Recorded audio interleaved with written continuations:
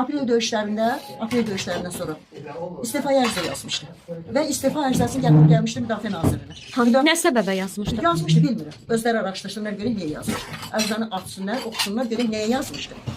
Aprel döyüşlərindən sonra istifaya ərizə yazmışdı. Və ərizəni nə elədilər?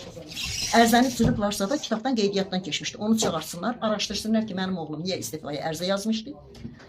Və ayın 15-i, iyul ayının 15-i mənim oğlumun əmrinə qol çəkilmişdi, Müdafiə Nazirliyinə işə gələcəkdi.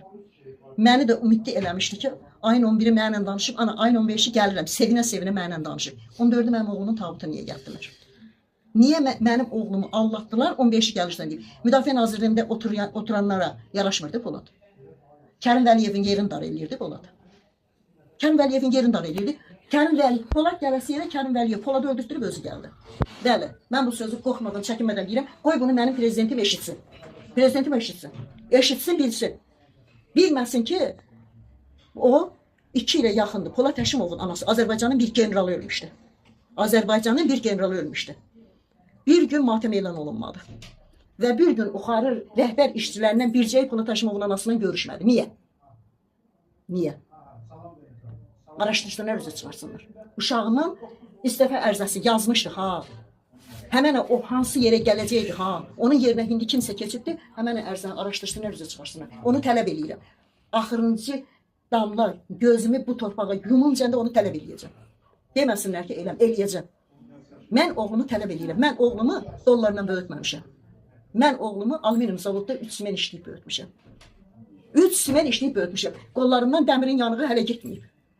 Oğlumu niyə öldürdülər desinlər, niyə vurdular desinlər, niyə vurdurdular desinlər, bilmirəm. Nəysə desinlər, açıqlasınlar. Açıqlanmayını istəyirəm. Müdafiə Naziridir Zakir Həsənov. Müdafiə Naziridir Zakir Həsənov. Açıqlasın. Müdafiə Naziri 2 ildir mənim oğlum şəhid olan sonra gəldi bir dəfə gördü mü məni? Bildi mi ki, mən nə istəyirəm, nə demək istəyirəm? Gördü mü? Görmədi ki, açıqlasın. Açıqlasın Müdafiə Naziri. Niyə Müdafiə Nazirinin 3 dənə oğlu var? Niyə biri vuruşmadı Qarabağ müharibəsində? Torpaq təhcir bu şəhid kasıb şəhidlərin anası. Əsas günahkarı kimdə görürsünüz? Müdafiə Nazirində. Nazirdə. Əsas nazirdə mənim evimin gəlib qapısını döyən olsa, mən evin yiyəsi mənəm. Mən açmasam kim aça bilər? Mən açmasam heç kəs o qapını açmaz, heç kəs icazə verməsə heç kəs içəri keçə bilməz. Bəli, mən Müdafiə Nazirində görürəm. Müdafiə Naziri 1 il, 2 ilə yaxınlaşır. İl yarımdır mənim oğlum şəhid olan. Bircə dəfə gəldi qapını döydü mü? Niyə gəlmədi? Əgər günahı yox idisə gələydi, deməli günahı var. Bütün günahlar ondadır. Günahı var, gəlmədi. Mən bu sözü mən deyirəm, Polad Həşimovun anası deyir.